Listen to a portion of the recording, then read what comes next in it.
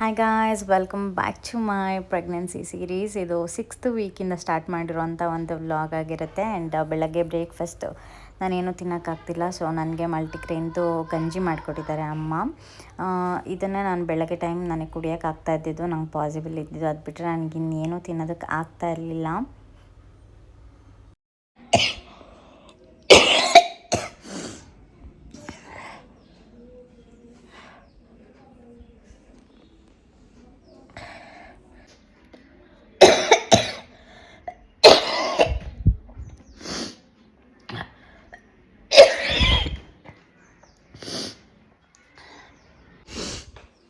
Exactly 6th weak ಇವತ್ತಿಗೆ. ನಂಗೆ ರಾತ್ರಿ ನಾನು ಆಗ್ತಾನೇ ಇಲ್ಲ ಗೈಸ್. ನಿಜವಾಗ್ಲೂ ಯಾವ ಥರ ವಾಮಿಟ್ ಅಂತ ಹೇಳಿದ್ರೆ ಸಿಕ್ಕಾಪಟ್ಟೆ ನಾಸಿಯಾ ಜಾಸ್ತಿ ಇದೆ ನನಗೆ. ಫಸ್ಟ್ ಪ್ರೆಗ್ನೆನ್ಸಿಯಲ್ಲಿ ನಂಗೆ ಇಷ್ಟು ಬೇಗ ನಾಸಿಯಾ ಎಲ್ಲ ಸ್ಟಾರ್ಟ್ ಆಗಿರಲಿಲ್ಲ. ತುಂಬ ಒಂದು 2 months ಕಂಪ್ಲೀಟ್ ಆದಮೇಲೆ ನನಗೆ ನಾಸಿಯಾ ಎಲ್ಲ ಜಾಸ್ತಿ ಇತ್ತು, ಅಥವಾ ಅವಾಗವಾಗ ಬರ್ತಾಯಿತ್ತು ಅಷ್ಟೇ. ಅಂದರೆ ಏನಾದ್ರು ಜೀರ್ಣ ಆಗದೆ ಇದ್ದಾಗ, ಅಥವಾ ವಾಮಿಟ್ ಇರಲಿಲ್ಲ. ಬೇಸಿಕಲಿ ಫಸ್ಟ್ ಪ್ರೆಗ್ನೆನ್ಸಿಯಲ್ಲಿ ನಂಗೆ ವಾಮಿಟ್ ಇರಲಿಲ್ಲ. ಬಟ್ ಇವಾಗ ನನಗಿನ್ನೂ 6th ವೀಕ್ ಇವತ್ತಿಗೆ ಬಿದ್ದಿರೋದು ಅಷ್ಟೇ. ಅಷ್ಟು ಬೇಗನೆ ನನಗೆ ವಾಮಿಟ್ ಜಾಸ್ತಿ ಆಗ್ತದೆ. ಏನೂ ತಿನ್ನೋಕ್ಕಾಗ್ತಾಯಿಲ್ಲ, ಏನೂ ಇಲ್ಲ. ಸಖತ್ ಟಯರ್ಡ್ ಆಗಿದ್ದೀನಿ. ಐ ಸ್ವೇರ್ ಸಖತ್ ಟಯರ್ಡ್ ಆಗಿದ್ದೀನಿ. ಥಂಡಿ ಬೇರೆ, ತಲೆನೋವು, ನಿದ್ದೆ ಬರಲ್ಲ ನೈಟೆಲ್ಲ. ಯಾಕೋ ತುಂಬ ಹಿಂಸೆ ಆಗ್ತದೆ ಈ ಸರಿ. ಮಾತ್ರ ಸಿಕ್ಕಾಬಿಟ್ಟು ಅನ್ಈಸಿನೆಸ್ ಜಾಸ್ತಿ ಫೀಲು ನನಗೆ ಈ ಸಲ. ಲಾಸ್ಟ್ ಪ್ರೆಗ್ನೆನ್ಸಿ ನನಗೆ ಗೊತ್ತೇ ಆಗಿಲ್ಲ. ಅಂದರೆ ಕೆಲವರಿಗೆ 3 monthsಲ್ಲಿ ವಾಮಿಟ್ ಸ್ಟಾರ್ಟ್, 3 monthsವರೆಗೂ ವಾಮಿಟ್ ಇರುತ್ತೆ, ಆಮೇಲೆ ಸರಿ ಹೋಗುತ್ತೆ ಅಲ್ವಾ. ಬಟ್ ನನಗೇನು ಅಂಥದ್ದು ಏನು ಇರಲಿಲ್ಲ ಫಸ್ಟ್ ಪ್ರೆಗ್ನೆನ್ಸಿಯಲ್ಲಿ. ಅವಾಗಿವಾಗ ಆಗೋದು ಅಷ್ಟೇ. ಬಟ್ ಊಟ ಸೇರ್ತಾ ಇರಲಿಲ್ಲ, ಅದೊಂದು ಮೇಜರ್ ಸಿಮ್ಟಮ್ಸ್ ನನಗೆ. ಸ್ಟಾರ್ಟಿಂಗಿಂದನೂ ನಂಗೆ ಊಟನೇ ಸೇರ್ತಾ ಇರಲಿಲ್ಲ.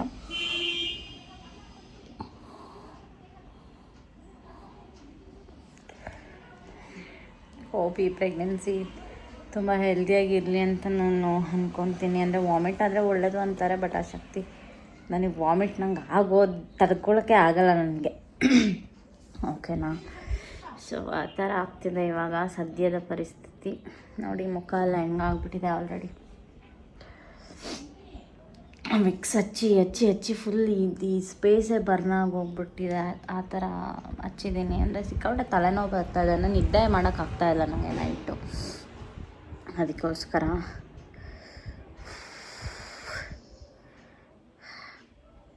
ನೋಡೋಣ ಏನೇನಾಗುತ್ತೆ ಅಂತ. ನನ್ನ ಒಂದು ಈ ಜರ್ನಿ ಸ್ಟಾರ್ಟ್ ಆಗಿದೆ ನಿಜವಾಗ್ಲೂ ಒಂದು ನಾನು ಅಷ್ಟು ವರ್ಸ್ಟಾಗಿರುತ್ತೆ ನನ್ನ ಎಕ್ಸ್ಪೀರಿಯೆನ್ಸ್ ಅಂತ ನಾನು ಯಾವತ್ತೂ ಅಂದ್ಕೊಂಡಿರಲಿಲ್ಲ. ಅಂದರೆ ಏನಂತ ಹೇಳಿದ್ರೆ, ವಾಮಿಟ್ ಸ್ಟಾರ್ಟ್ ಆಗಬಹುದು. ನಾನೇನು ಅಂದ್ಕೊಂಡೆ ಒಂದು 10 ವೀಕ್ಸು ಅಥವಾ ಒಂದು 12 ವೀಕ್ಸ್ ಈ ಥರ ಸ್ಟಾರ್ಟ್ ಆಗ್ಬೋದೇನೋ. ಸ್ಟಾರ್ಟಿಂಗ್ ಫಸ್ಟು ಒಂದು 6-7 ವೀಕ್ಸ್ವರೆಗೂ ಏನೂ ಗೊತ್ತಾಗಲ್ಲ ನಮಗೆ. ಹಾಗೆ ಇದು ನನ್ನ 7th ವೀಕ್ ವ್ಲಾಗ್ ಆಗಿರುತ್ತೆ. And 6th and 7th week ಎರಡದ್ದು ನಾನು ಕಂಬೈನ್ ಮಾಡಿಬಿಟ್ಟು ಹಾಕಿದ್ದೀನಿ. ಸೊ ಆ ಟೈಮಲ್ಲಿ ಆಲ್ಮೋಸ್ಟ್ ನಮ್ಮ ಮನೆಗೆ ರಿಲೇಟಿವ್ಸ್ ಎಲ್ಲ ಬಂದಿದ್ದರು. ಅವ್ರಿಗೋಸ್ಕರ ಇದೆಲ್ಲ ಅಡುಗೆ ಮಾಡಿದ್ವಿ. ಈ ವ್ಲಾಗ್ನ ನಾನು ಫುಲ್ಲು ಕೂಡ ಅಪ್ಲೋಡ್ ಮಾಡಿದ್ದೀನಿ, ನೀವು ನೋಡ್ಬೋದು. ಅದರಲ್ಲಿ ನಾನು ಇದೆಲ್ಲ ತಿನ್ನೋಣ ಅಂತ ಹಾಕ್ಕೊಂಡೆ, ಬಟ್ ಅನ್ಫಾರ್ಚುನೇಟ್ಲಿ ನನಗೆ ಯಾವುದೂ ತಿನ್ನೋದಕ್ಕಾಗಲಿಲ್ಲ. ಸ್ವಲ್ಪ ಟೇಸ್ಟ್ ಮಾಡಿಬಿಟ್ಟು ಹಾಗೆ ಎತ್ತಿಟ್ಟಿದ್ದೀನಿ. ಆ್ಯಂಡ್ ನೆಕ್ಸ್ಟ್ ಡೇ ವ್ಲಾಗ್ನ ನಾನು ಹಾಗೆ ಕಂಟಿನ್ಯೂ ಮಾಡಿದ್ದೀನಿ. ನನಗೆ 7th ವೀಕ್ 5 ಡೇಸ್ಗೆ ಫಸ್ಟ್ ಸ್ಕ್ಯಾನ್ ಬರೆದು ಕೊಟ್ಟಿದ್ರು ನಮ್ಮ ಮ್ಯಾಮ್ ಬಂದು. ಅಂದರೆ 6th ವೀಕಿಗೆಲ್ಲ ಯಾರೂ ಅಷ್ಟು ಬೇಗ ಸ್ಕ್ಯಾನ್ ಎಲ್ಲ ಮಾಡಲ್ಲ, ಆಯಿತಾ. ಅಂದರೆ ಕೆಲವೊಬ್ಬರು ತುಂಬ ಅರ್ಜೆಂಟಲ್ಲಿ ಮಾಡಿಸ್ತಾರೆ. ಬಟ್ 6th ವೀಕಲ್ಲೆಲ್ಲ ನಿಮಗೆ ಹಾರ್ಟ್ ಬೀಟು ಕೂಡ ಒಂದು ಸ್ವಲ್ಪ ರೇರೇನೆ ಕೇಳಿಸೋದಲ್ಲ. ಹಾಗಾಗಿ 7th ವೀಕಲ್ಲೂ ಆ್ಯಕ್ಚುಲಿ ಕೇಳಿಸಲ್ಲ, ಬಟ್ ಡಾಕ್ಟರೇ ನೋಡಿಬಿಟ್ಟು ನಿಮಗೆ ಹೇಳ್ತಾರೆ ಇಷ್ಟಿದೆ ಅಂತ ನೋಡಿಬಿಟ್ಟು ಅಂದಾಜು ಮೇಲೆ ಹೇಳ್ತಾರೆ. ಸೊ ನಾವೇನಕ್ಕೆ ಯೂಶ್ವಲಾಗೆ ಲೇಟಾಗಿ ಹೋಗಲ್ಲ ಹಾಸ್ಪಿಟಲ್ಗೆ ಇಂಥ ವಿಚಾರದಲ್ಲಿ ಅಂತ ಹೇಳಿದರೆ, ನಿಮಗೆ ಕಮ್ಮಿಂಗ್ ವಿಡಿಯೋ ಹಾಗೆ ಕಂಟಿನ್ಯೂ ಮಾಡ್ತೀನಿ ಏನಕ್ಕೆ ಆ ಥರ ಅಂತ ಹೇಳಿಬಿಟ್ಟು. ಗೈಸ್ ಜಸ್ಟ್ ಎಲ್ಲಿದ್ದೀನಿ ಇವಾಗ. ಆ್ಯಂಡ್ ಇವತ್ತು ನನಗೆ ಫಸ್ಟ್ ಸ್ಕ್ಯಾನ್ ಇದೆ. 7 ವೀಕ್ 5 ಡೇಸ್ ಇವತ್ತಿಗೆ ನನಗೆ. ಸೊ ಇವತ್ತು ಫಸ್ಟ್ ಸ್ಕ್ಯಾನ್ ಇದೆ. ಬೆಳಗ್ಗೆ ಎದ್ದೇಳ್ತಿದ್ದಂಗೆ ನಾಜಿಯಾ ಫೀಲ್ ಜಾಸ್ತಿ, ತುಂಬ ಎದ್ದೇಳ್ತಿದ್ದಂಗೆ ನಾಜಿಯಾ ಫೀಲು. 9:20ಗೆ ಅಪಾಯಿಂಟ್ಮೆಂಟ್ ಇರೋದು. ಸೊ ಬೇಗ ಬೇಗ ರೆಡಿ ಆಗೋಣ. ಇವಾಗ ಸ್ನಾನ ಮಾಡಿಕೊಂಡು ನೀಟಾಗಿ ಫ್ರೆಶಪ್ ಆಗಿಬಿಟ್ಟು ರೆಡಿ ಆಗಬೇಕು ಪಟ್ ಅಂತ. ನನಗೇನಂದರೆ ಬೆಳಗ್ಗೆ ಎದ್ದಿದ ತಕ್ಷಣ ವಾಮಿಟಿಂಗ್ ಎಲ್ಲ ಆಗ್ಬಿಡುತ್ತೆ ಎದ್ರುಕೊಂಡೇ ಎದ್ದೇಳ್ತೀನಿ ಆ್ಯಕ್ಚುಲಿ ತುಂಬ. ಲಾಸ್ಟ್ ಇಯರ್ ಅಷ್ಟೊಂದು ಇರಲಿಲ್ಲ, ಲಾಸ್ಟ್ ನಂದು ಪಾಪದು ತಕ್ಷಣ ಹುಟ್ಟುವಾಗ ಅಷ್ಟಿರಲಿಲ್ಲ.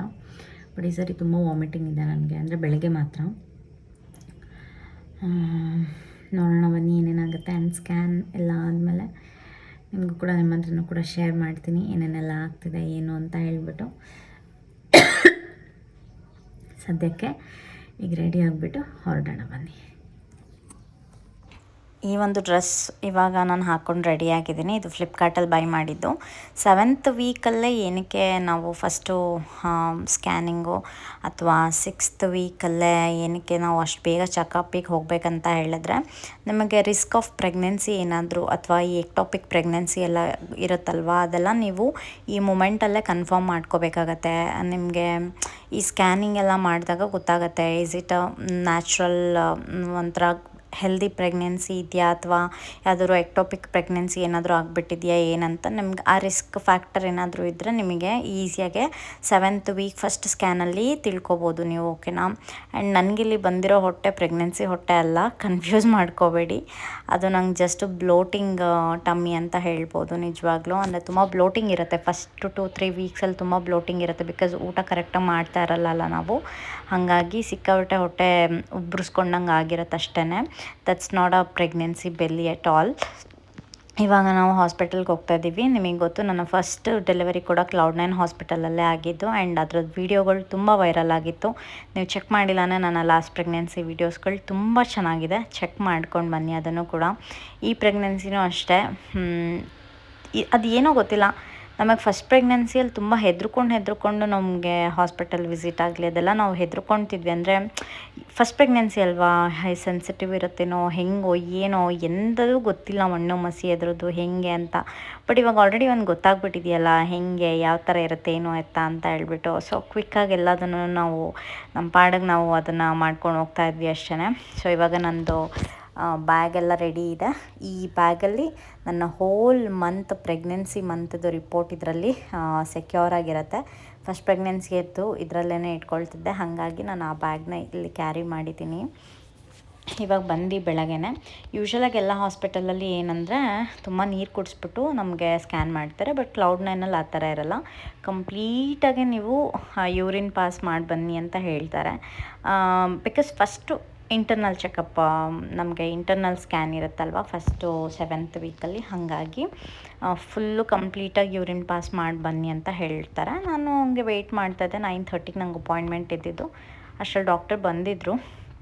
ಸೊ ಇವಾಗ ನನ್ನ ಕರಿಬೋದು, ಮೋಸ್ಟ್ಲಿ ಇಬ್ಬರೇನೋ ಇದ್ದಿದ್ದು ಅಷ್ಟೇ ನನಗೆ, ಮತ್ತು ಇನ್ನೊಬ್ರು ಯಾರೋ ಇದ್ದರು, ಅವ್ರಿಗೆ ಫಸ್ಟು ಆಯಿತು. ಆ್ಯಂಡ್ ದೆನ್ ನನಗೆ ಕರೆದ್ರು, ಒಳಗಡೆ ಹೋದ್ವಿ. ಆ್ಯಂಡ್ ಇವಾಗ Cloud9ಅಲ್ಲಿ ರೂಲ್ಸ್ ಮಾಡಿದ್ದಾರೆ, ಗೌರ್ಮೆಂಟ್ ಕಡೆಯಿಂದ ರೂಲ್ಸ್ ಆಗಿದೆಯಂತೆ. ಯಾವುದೇ ಒಂದು ಸ್ಕ್ಯಾನಲ್ಲೂ ಕೂಡ ಹಸ್ಬೆಂಡ್ನ ಒಳಗಡೆ ಬಿಡೋದಿಲ್ಲ. ಮುಂಚೆ ಎಲ್ಲ ಫಸ್ಟ್ ಸ್ಕ್ಯಾನಲ್ಲೇ ಹಾರ್ಟ್ ಬೀಟ್ ಎಲ್ಲ ತೋರಿಸಿ ಅವಾಗ ಹಸ್ಬೆಂಡ್ನೆಲ್ಲ ಕರೆದ್ಬಿಟ್ಟು ಇದು ಮಾಡ್ತಾಯಿದ್ರು. ಆ್ಯಂಡ್ ದೆನ್ ಅದು ಏನಾಗಿದೆ ಗೊತ್ತಿಲ್ಲ, ಬಟ್ ಗೌರ್ಮೆಂಟ್ ರೂಲ್ಸ್ ಆಗಿದೆಯಂತೆ. ಇವಾಗ ಹಸ್ಬೆಂಡ್ನೆಲ್ಲ ಬಿಡೋದಿಲ್ಲ ಒಳಗಡೆ. That's totally fine. ನಾವು ಕರೆಕ್ಟಾಗಿ ಅದನ್ನು ನೋಡಿಕೊಂಡು ಎಲ್ಲ ತಿಳ್ಕೊಂಡು ಬಂದರೆ ಸಾಕು. ರಿಪೋರ್ಟ್ಸ್ ಎಲ್ಲ ಆರಾಮಾಗೆ ಮೊಬೈಲ್ಗೂ ಬರುತ್ತೆ, ಕೈಯಲ್ಲೂ ಇರುತ್ತೆ. ಸೊ ಏನು ತೊಂದರೆ ಇಲ್ಲ, ಹಂಗಾಗಿ ನಾವು ಸುಮ್ಮನೆ ಬಂದ್ವಿ. ಬಟ್ ಬಿಟ್ಟಿದ್ರೆ ಚೆನ್ನಾಗಿರ್ತಿತ್ತು, ಅವ್ರಿಗೂ ಒಂಥರ ಆಸೆ ಇರುತ್ತಲ್ವ. ಎಲ್ಲದರಲ್ಲೂ ಗಂಡಸ್ರನ್ನ ಅವರೇ ದೂರ ಮಾಡಿಬಿಟ್ಟು ಕೊನೆಗೆ ಗಂಡಸ್ರ ಮೇಲೆ ಅವರೇ ಎತ್ತಾಕ್ತಾರೆ. ನಿಮಗೇನು ಅರ್ಥ ಆಗೋಲ್ಲ, ನಿಮಗೇನು ಫೀಲಿಂಗ್ಸ್ ಇಲ್ಲ, ನಿಮಗೇನು ಗೊತ್ತಾಗಲ್ಲ. ಅವ್ರನ್ನೆಲ್ಲದಕ್ಕೂ ಎಂಟರ್ ಮಾಡಿದ್ರೆ ತಾನೇ ಅವ್ರಿಗೂ ಅರ್ಥ ಆಗೋದು, ಏನು ಎತ್ತ ಹುಡುಗಿರ ಪೈನ್ ಹೆಂಗಿರುತ್ತೆ, ಯಾವ ಥರ ಸ್ಕ್ಯಾನ್ ಮಾಡ್ತಾರೆ ಏನಂತ ಅವ್ರನ್ನ ಒಳಗಡೆ ಬಿಟ್ಟರೆ ಅಲ್ವಾ ಅರ್ಥ ಆಗೋದು. ತೀರಾ ಅದೆಲ್ಲ ಒಂಥರ ನಾವೇ ಎಲ್ಲ ಮಾಡ್ಬಿಟ್ಟು ರೂಲ್ಸ್ನ ನಾವೇ ಅವ್ರ ಮೇಲೆ ಎಲ್ಲದನ್ನು ಹೇರ್ದಂಗೆ ಆಗುತ್ತೆ. So I don't like this type of logic at all. So ಇವಾಗ ವೆಯ್ಟ್ ಚೆಕಪ್ ಎಲ್ಲ ಇತ್ತು, ವೈಟಲ್ಸ್ ಚೆಕಪ್ ಎಲ್ಲ. ಬಿಕಾಸ್ ನಂದು ಸ್ಕ್ಯಾನ್ ಆಗಿದ ತಕ್ಷಣ ಇಮ್ಮಿಡಿಯೇಟಾಗೆ ನಾವು ಡಾಕ್ಟ್ರನ್ನ ತೋರಿಸ್ಬೇಕಿತ್ತು. ಎರಡೂ ಕೂಡ ಬುಕ್ ಮಾಡ್ಕೊಂಡಿದ್ವಿ ನಾವು. ಆ್ಯಂಡ್ ಇಲ್ಲೆಲ್ಲ ಏನು ಗೊತ್ತಾ, ಸ್ಕ್ಯಾನಿಂಗ್ ಎಲ್ಲ ತುಂಬ ಹೈ ಪ್ರೈಸ್ಡು. ಸಿಕ್ಕಾಪಟ್ಟೆ ಹೈ ಪ್ರೈಸ್ಡ್ ಇರುತ್ತೆ. ಒಂದು ಬ್ಲಡ್ ಟೆಸ್ಟ್ ಆಗಲಿ ಇನ್ನೊಂದಾಗಲಿ ಅದೆಲ್ಲ ಸಿಕ್ಕಾಪಟ್ಟೆ ಹೈ ಪ್ರೈಸ್ಡ್ ಇರುತ್ತೆ. 3 ಮಂತ್ಸ್ದು NT ಸ್ಕ್ಯಾನ್ ಬರುತ್ತಲ್ಲ, ದಟ್ ಈಸ್ 16,000 ರುಪೀಸ್ ಇರುತ್ತೆ NT ಸ್ಕ್ಯಾನು. ಸೊ ಇವಾಗ ನಾನು ಎಲ್ಲ ರಿಪೋರ್ಟ್ಸ್ ಎಲ್ಲ ಮುಗೀತು, ಡಾಕ್ಟರ್ಗೆಲ್ಲ ತೋರಿಸ್ಬಿಟ್ಟು ಬಂದ್ವಿ. ಡಾಕ್ಟರ್ ಫಸ್ಟಲ್ಲಿ ಹೇಳಿದ್ದು, congratulation, it's a healthy pregnancy, ಏನೂ ಪ್ರಾಬ್ಲಮ್ ಇಲ್ಲ, ಆರಾಮಾಗಿರಿ, ಎಲ್ಲ ಊಟ ಮಾಡಿ ಎಲ್ಲ ಇದು ಮಾಡಿ, ನಮಗೆ ನಿದ್ದೆ ಬರಲ್ಲ, ಅದೆಲ್ಲ ಒಂದು ಸ್ವಲ್ಪ ಚೇಂಜಸ್ ಆಗುತ್ತೆ, ನಂಗೆ ಅದೆಲ್ಲ ಅರ್ಥ ಆಗುತ್ತೆ. ಬಟ್ ಅದಕ್ಕೆ ಇವಾಗ ಸದ್ಯಕ್ಕೆ ಒಂದು 3 ಮಂತ್ಸ್ವರೆಗೂ ಏನೂ ಮಾಡೋದಕ್ಕಾಗಲ್ಲ, ಅದೆಲ್ಲ it's a part of pregnancy, ಆರಾಮಾಗಿರಿ ಅಂತ ಹೇಳಿದ್ರು ಅಷ್ಟೆ. ಸೊ ನನ್ನ ಸ್ಕ್ಯಾನಿಂಗಿಂದೆಲ್ಲ ಬಂತು. We were so happy. ಯಾಕೆ ಅಂತ ಹೇಳಿದ್ರೆ ನಮಗೊಂಥರ ಈ ಪ್ರೆಗ್ನೆನ್ಸಿದೆಲ್ಲ ಸಿಕ್ಕಾಪಟ್ಟೆ ಇಷ್ಟ ಆಗುತ್ತೆ. ನಮ್ಮ ಪಾಪುದೆಲ್ಲ ನೋಡಿದ್ವಲ್ಲ ನಾವು, ಒಂದು ಸರಿ ಆಲ್ರೆಡಿ ಎಕ್ಸ್ಪೀರಿಯನ್ಸ್ ಆಗಿಬಿಟ್ಟಿತ್ತಲ್ಲ, ಹಾಗಾಗಿ ಅದನ್ನೇ ನಾವು ಇನ್ನೂ ಮರ್ತಿಲ್ಲ. ನಿಜ ಹೇಳಬೇಕಂದ್ರೆ ಅವಳನ್ನ ಕರ್ಕೊಂಬಂದಿದ್ದಾಗಲಿ, ಅವಳನ್ನ ಆಟಾಡಿಸಿದ್ದು, ಅವಳು 2 ವರ್ಷದವರೆಗೂ ಅಂದರೆ 1.5 ವರ್ಷದವರೆಗೂ ಎಲ್ಲ ನನ್ನ ರೂಮಲ್ಲೇ ಇರ್ತಿದ್ಲು. ಎಲ್ಲ ಅವಳು ಓಡಾಡೋವರೆಗೂ ನನ್ನ ಜೊತೆನೇ ಇದ್ದಲ್ಲ. ಸೊ ಅದನ್ನೇ ನಾವು ಇನ್ನೂ ಮರ್ತಿಲ್ಲ. 2 ವರ್ಷ ಆದಮೇಲೆ ಅವಳು ಕಂಪ್ಲೀಟಾಗಿ ನಮ್ಮಮ್ಮ ಟೇಕ್ ಓವರ್ ಮಾಡಿದ್ದವಳನ್ನು. ನಮ್ಮಮ್ಮನ ಜೊತೆನೇ ಇವಾಗ ಫುಲ್ಲು ಅಮ್ಮನ ಜೊತೆನೇ ಇರ್ತಾಳೆ ಅವಳು. That is one advantage for me to take rest. At least for some time ನಾನು ರೆಸ್ಟ್ ಮಾಡ್ಬೋದು. ನಾನು ಬ್ರೇಕ್ ತೊಗೊಂಡಿದ್ದೀನಿ ಚೆನ್ನಾಗೆ. ನನ್ನ ಪಾಪುಗೆ ನಾನು ಫೀಡಿಂಗ್ ಸ್ಟಾಪ್ ಮಾಡಿದ್ಮೇಲೆ ನನಗೆ ಯಾವುದೇ ಕಾರಣಕ್ಕೂ ನಮ್ಮ ಮನೇಲಿ ನನಗೆ ಡಿಸ್ಟರ್ಬ್ ಮಾಡಿಲ್ಲ. ಒಂದು ದಿನವೂ ಅಷ್ಟೇ ನಾನು 10 ಗಂಟೆಗೆ ಎದ್ದೊಳ್ಳಿ 11 ಗಂಟೆಗೆ ಎದ್ದೊಳ್ಳಿ ನನ್ನ ರೂಮ್ ಹತ್ರ ಯಾರೂ ಬರ್ತಿರಲಿಲ್ಲ. ಬಿಕಾಸ್ ಆ 2 ಇಯರ್ಸ್ ನಾನು ಫೀಡಿಂಗ್ ಎಲ್ಲ ಮಾಡುವಾಗ ನಾನು ತುಂಬ ಸ್ಲೀಪ್ಲೆಸ್ ನೈಟ್ಸ್, ಅಂದರೆ ತುಂಬ ಸಿಕ್ಕಾಬಟ್ಟೆ ನನ್ನ ಪಾಪು ಹೆಂಗೇನೋ ತುಂಬ ಡಿಮ್ಯಾಂಡ್ ಮಾಡ್ತಾಯಿದ್ಲು ನನಗೆ ಮಿಲ್ಕಿಗೆ. ಹಾಗಾಗಿ 2 ಇಯರ್ಸ್ ನಾನು ತುಂಬ ನಿದ್ದೆ ಕೆಟ್ಟಿದ್ದೆ ಅಲ್ವಾ, ಹಾಗಾಗಿ ನನಗೆ ಯಾರೂ ಡಿಸ್ಟರ್ಬ್ ಮಾಡಲ್ಲ ನಮ್ಮ ಮನೇಲಿ. So this is my second pregnancy and I am enjoying it. But first 3 months ಹೌದು ಎಲ್ಲರಿಗೂ ಕಷ್ಟ ಇದ್ದೇ ಇರುತ್ತೆ. ಅದನ್ನು ನಾನು ನ್ಯಾಚುರಲಾಗಿ ಆ್ಯಕ್ಸೆಪ್ಟ್ ಮಾಡ್ಕೋತೀನಿ. ಬಿಕಾಸ್ ಮಗು ಬೇಕು ಅಂತ ನಾವು ಡಿಸೈಡ್ ಮಾಡಿದ್ಮೇಲೆ ಇದೆಲ್ಲ ನಾವು ಅಷ್ಟೊಂದು ತಲೆಗೆ ಹಾಕ್ಕೋಬಾರ್ದು. This is midnight 1:30 AM. ನನಗೆ ಹಶ್ವಾಗ್ತಾಯಿತ್ತು, ತುಂಬ ಹಶ್ವಾಗ್ತಾಯಿತ್ತು. ಆ್ಯಸ್ ವೆಲ್ ಆ್ಯಸ್ ಟಯರ್ಡ್ನೆಸ್ ಜಾಸ್ತಿನೂ ಇತ್ತು. ಹಾಗಾಗಿ ಬಂದು ನನಗೆ ಪ್ಲೇನ್ ಮಿಲ್ಕ್ ಆಗೋಲ್ಲ, ಒಂಚೂರು ಬಾದಾಮಿ ಹಾಲು ಮಾಡಿಕೊಂಡು ಕುಡಿತಾ ಇದ್ದೀನಿ. ನೋಡಿ, ಈ ಫಸ್ಟ್ ಪ್ರೆಗ್ನೆನ್ಸಿಯಲ್ಲಿ ನಮಗೆ ಸುಸ್ತಾಗೋದು ಅಥವಾ ವಾಮಿಟಿಂಗ್ ಆಗೋದು, it is all part of the journey ಅಷ್ಟೇ. ನಾವು ಅದಕ್ಕೆ ಏನೂ ಮಾಡೋಕ್ಕಾಗಲ್ಲ, ಎಂಥದೂ ಇದಕ್ಕೆ ಸೊಲ್ಯೂಷನ್ ಇರೋದಿಲ್ಲ. ಬಟ್ ಅದನ್ನೆಲ್ಲ ಖುಷಿಯಿಂದ ಎಂಜಾಯ್ ಮಾಡಿ. ಬಿಕಾಸ್ 3 ಮಂತ್ಸ್ ಟಕ್ಕಂತ ಹಿಂಗೆ ಪಾಸ್ ಆಗಿಬಿಡುತ್ತೆ ಅಷ್ಟೇ. ನನಗೂ ಅಷ್ಟೇ ಈ ಪ್ರೆಗ್ನೆನ್ಸಿಯಲ್ಲಿ ನಾನು ಎಷ್ಟು ವಾಮಿಟ್ ಮಾಡಿದ್ದೀನಿ, ನನಗೆ ಯಾಕೆ ಹಿಂಗೆ ಆಗ್ತಿದೆ, ಏನಕ್ಕೆ ಫಸ್ಟ್ ಪ್ರೆಗ್ನೆನ್ಸಿ ನಾನು ಎಷ್ಟು ಆರಾಮಾಗಿದ್ದೆ, ಇವಾಗ ಯಾಕೆ ಹಿಂಗೆ ಆಗ್ತಿದೆ ಅಂತ ತುಂಬ ಯೋಚನೆ ಮಾಡ್ತಾಯಿದ್ದೆ. ಆ್ಯಂಡ್ ದೆನ್ ಒಂದು 11 ವೀಕ್ಸ್ ಆದಮೇಲೆ ಐ ವಾಸ್ ಓಕೆ, ನಾನು ಆರಾಮಾಗಿರ್ಬೋದು, ನಾರ್ಮಲಾಗಿರ್ಬೋದು ಅಂತ ಅನ್ನಿಸ್ತು ನನಗೆ. So that is how pregnancy ಅದೇ ಥರನೇ ಇರುತ್ತೆ. ಆ್ಯಂಡ್ ಕಂಪ್ಲೀಟ್ ನನ್ನ 3 ಮಂತ್ಸ್ ಪ್ರೆಗ್ನೆನ್ಸಿಯಲ್ಲಿ ನಾನು 4 kg ವೆಯ್ಟ್ ಲಾಸ್ ಆದೆ. ಇನ್ನೂ ಗೊತ್ತಿಲ್ಲ ಎಷ್ಟು ಆಗ್ತೀನೋ ಏನೋ, ಎಷ್ಟು ಇನ್ಕ್ರೀಸ್ ಆಗ್ತೀನೋ ಏನೋ ಅಂತ ನನಗೂ ಐಡಿಯಾ ಇಲ್ಲ. ಬೇಸಿಕಲಿ ಏನು ಗೊತ್ತಾ ಗೈಸ್, ನನ್ನ ಬಾಡಿ ಡಿಸೈನ್ ಆಗಿರೋದು ಹೆಂಗೆ ಅಂದರೆ, ನಾನು ಚೆನ್ನಾಗಿ ಊಟ ಮಾಡ್ಕೊಂಡಿದ್ರೆ ಮಾತ್ರ ಗುಂಡ್ಗುಂಡಿಗಿರ್ತೀನಿ. ನಾನು ಊಟ ಬಿಟ್ಟೆ ಅಂದರೆ ಆಟೋಮೆಟಿಕಲಿ ಸಣ್ಣ ಆಗ್ಬಿಡ್ತೀನಿ. ಏನು ಮಾಡ್ತಿದ್ದಾಳೆ ನನಗೆ ಅಂತ ಹೇಳ್ಬಿಟ್ಟು ಯಾಕೆ ಬೇಡ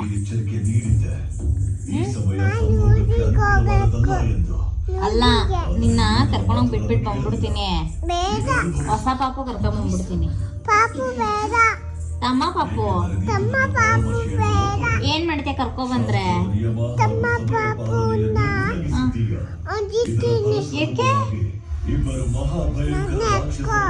ಯಾಕೆ ಹೊಡಿಯೋದು? ನಾನ್ ಕರ್ಕೊಂಬಂದೇ ಬರ್ತೀನಿ.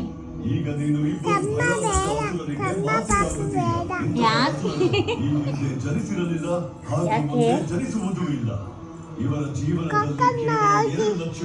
ಕರ್ಕೊಂಬರ್ತೀನಿ ಈಗ.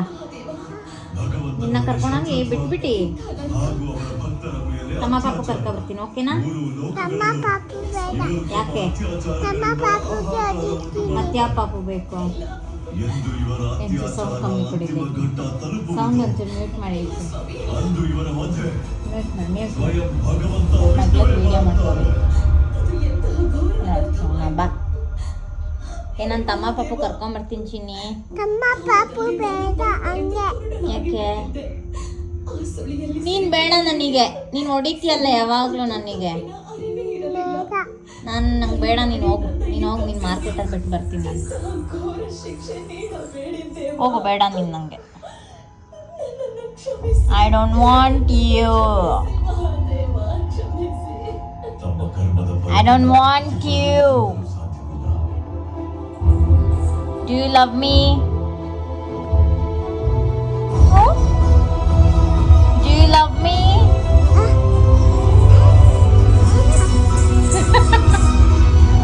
Do you love me? Come here, come here. Do you love me? Say yes.